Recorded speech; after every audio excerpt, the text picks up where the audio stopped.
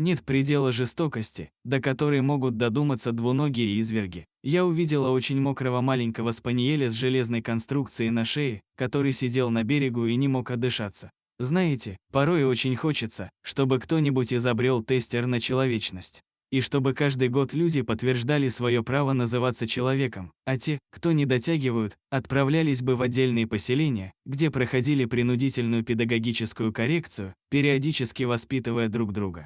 Возможно, тогда бы такие случаи, как сегодняшний, стали бы большой редкостью или исчезли навсегда. На прошлой неделе латвийка Адра Петрашкени из города Пренный возвращалась домой около 11 часов утра.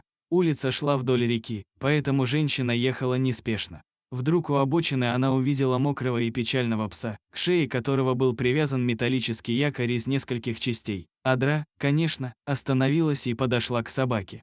Других вариантов тут быть не могло, животное однозначно хотели утопить и бросили в реку с грузом на шее. Но каким-то непостижимым образом бедолаге удалось выплыть с 6-килограммовой тяжестью, достичь берега и спастись. Женщина забрала собаку себе в машину и отвезла домой. Она обратилась к ветеринару, который установил, что пес, к счастью, сильно не пострадал.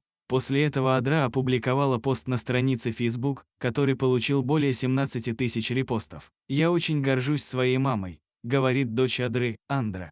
«Она всегда поступает по совести и никогда не пройдет мимо чужого горя». К делу подключилась полиция, стали искать виновного. Хозяин пострадавшей собаки был найден, однако он отрицает свою причастность к данному делу. Говорит, собаку украл и попытался утопить неизвестный ему человек.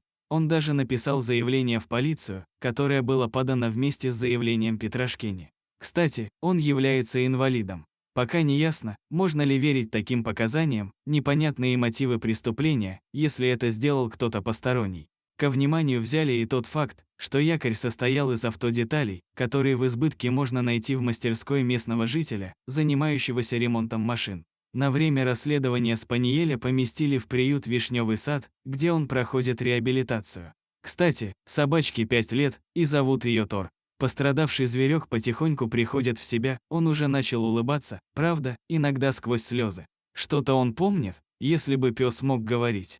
В приюте малыш уже прошел процедуру стерилизации, ему был введен микрочип с данными. Хозяин хотел бы забрать собаку, но пока ему в этом отказали. Вот такая история о том, что происходит рядом с нами. Очень надеемся, что дальнейшая судьба Тора будет более светлой, чем его прошлое, а виновные пусть будут найдены и наказаны.